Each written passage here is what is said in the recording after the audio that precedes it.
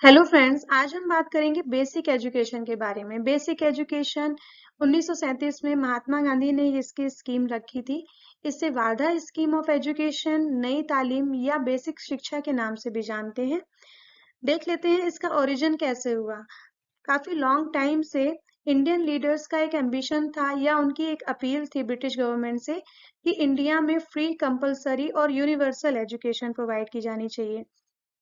By chance उनको ये opportunity भी मिल गई क्योंकि 1937 में जो गवर्नमेंट इंडिया एक्ट आया उसने पुराने डायर के सिस्टम को खत्म कर दिया और जो प्रोविंसेस थे उनको और ऑटोनॉमी प्रोवाइड करी, जिससे कि वहाँ के लोकल लीडर्स अपने प्रोविंस को कंट्रोल या गवर्न कर सकें।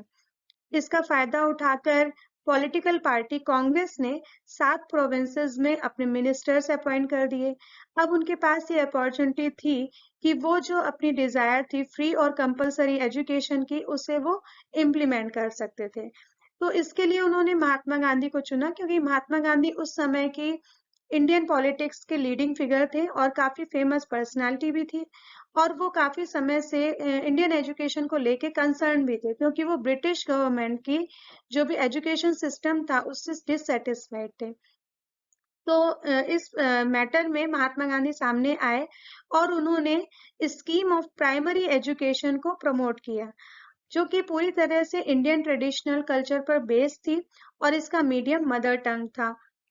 मदर टंग में वहाँ की वर्नैकुलर लैंग्वेज आती है। जो भी जिस रीजन के स्कूल होंगे वहाँ की रीजनल या वर्नैकुलर लैंग्वेज ही उसका मीडियम बनेगा। ये स्कीम फॉर्म की गई डॉक्टर जाकिर हुसैन कमेटी के अंदर। इस स्कीम को या इस आइडिया को एनफोर्स करने के लिए उन्होंने 3 पिलर बताए।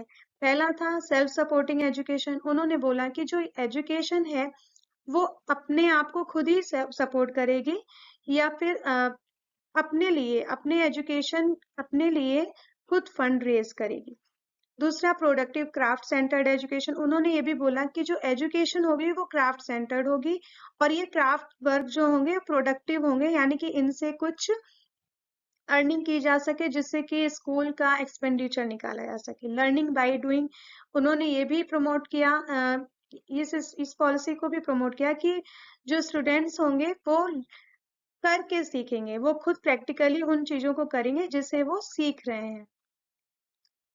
आगे देखते हैं कि फीचर्स क्या थे।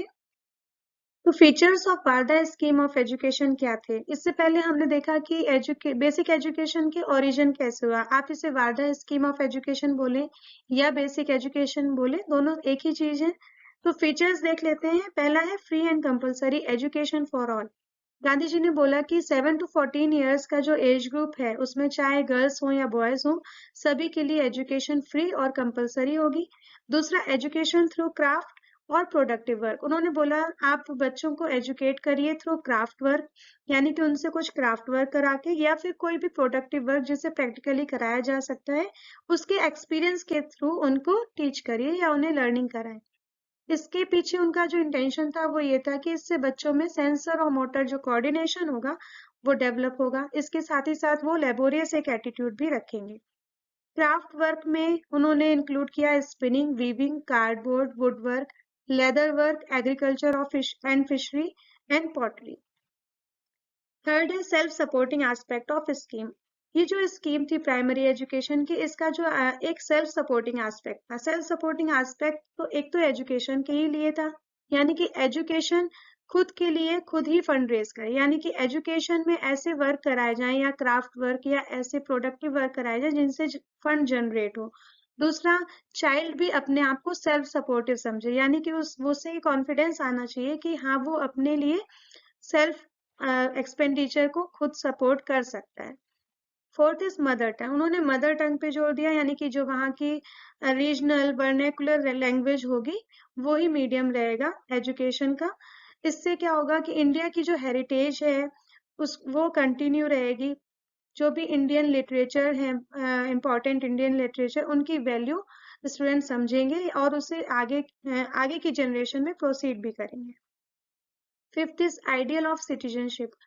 सिटीजनशिप की आइडियलिज्म को क्रिएट करने के लिए भी उन्होंने जोर दिया।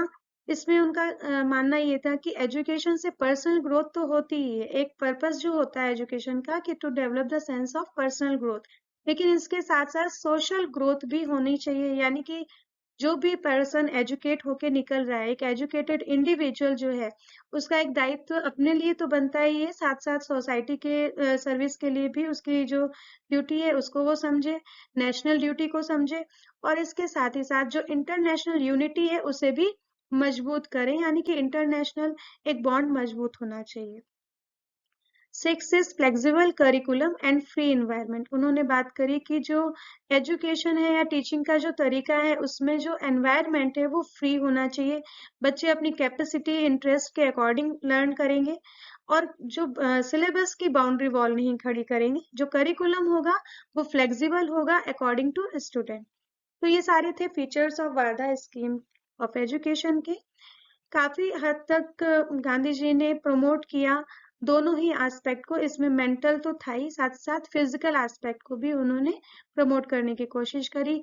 लेकिन जो इनका फोकस था क्राफ्ट वर्क का, ये कहीं ना कहीं बच्चों को टायर कर रहा था कि क्राफ्ट में ही पूरा समय जा रहा था, टाइम की वेस्टेज हो रही थी, क्योंकि एक क्राफ्ट डेवलप करना काफी टाइम कंज्यूमिंग तो था ही, साथ ही में बच्चे जो है कुछ नया सीखने की जगह क्राफ्ट में ही फंसे रहते थे या एंगेज रहते थे।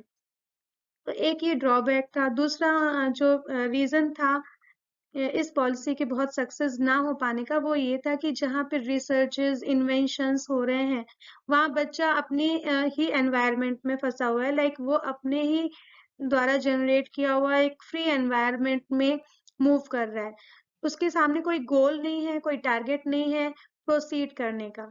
तो ये कुछ ड्रॉबैक्स थे जो महात्मा गांधी जी के बेसिक एजुकेशन में थे। तो that was all about basic education by Mahatma Gandhi. I hope कि आपको वीडियो पसंद आया होगा। अगर आपको वीडियो इन्फॉर्मेटिव लगता है तो प्लीज लाइक शेयर और सब्सक्राइब जरूर करें। Thank you so much for watching.